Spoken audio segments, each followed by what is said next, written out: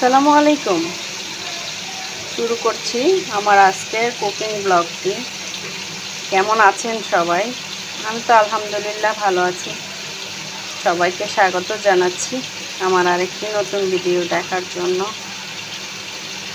আশা করি সবাই আমার ভিডিওটি দেখবেন এবং লাইক কমেন্ট করে আমার পাশে থাকবেন। আমি করলা ভাজিটা বসিয়ে দিয়েছি, অন্য চুলায় মাছটা ভাজতেছি। মাছগুলো এক পিঠ ভাজা হয়েছে, আমি উল্টে দিয়েছি।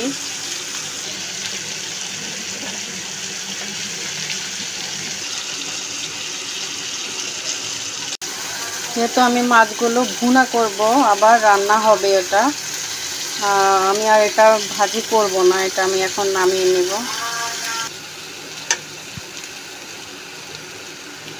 মাছের জন্য আমি এখানে মশলাটা দিয়ে নিয়েছি, এখন একটু পানি দিয়ে দিব। মশলা কষানোর জন্য ঝোল দিয়ে দিলাম, এখন এটা ঢেকে দেই। এদিকে আমার করলা ভাজিটাও মোটামুটি হয়ে আসছে।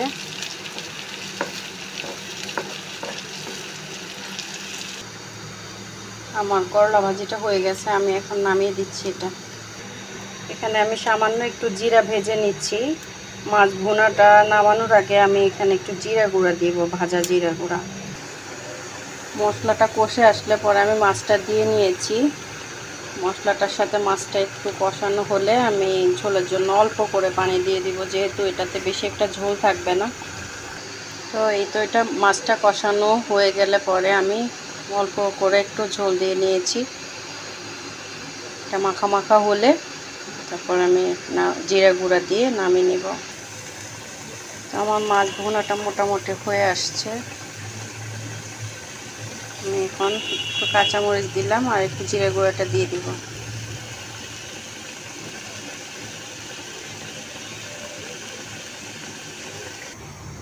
এই যে আমার মাছ ভুনাটা অলমোস্ট ডান, আমি এটা নামিয়ে দিয়েছি। এখন আমি আর একটা কারি বসাবো। মশলা দিয়ে নিলাম,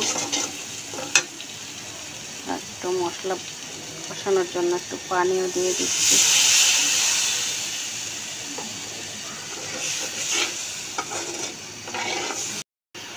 মশলাটা কষে আসলে পরে আমি এই যে ঝিঙ্গাগুলো দিয়ে দিচ্ছি।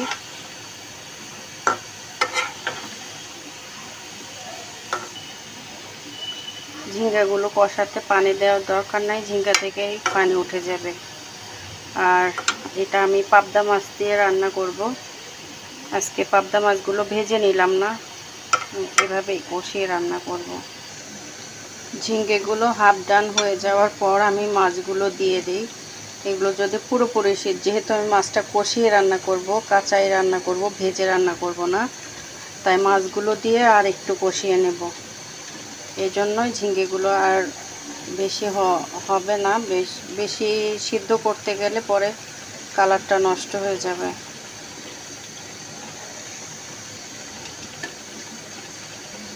এখন মাছের সাথে এভাবে ঝিঙ্গাটা একটু কষিয়ে নেব, তারপর অল্প করে পানি দিয়ে দেব।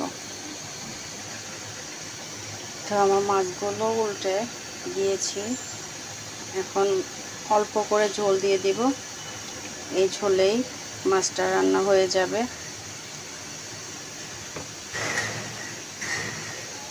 আমি আমার ভিডিওটি আর এখানে বড় করব না, এরপরে মোটামুটি আমার রান্না শেষ, শুধু ভাতটা বসানো বাকি আছে।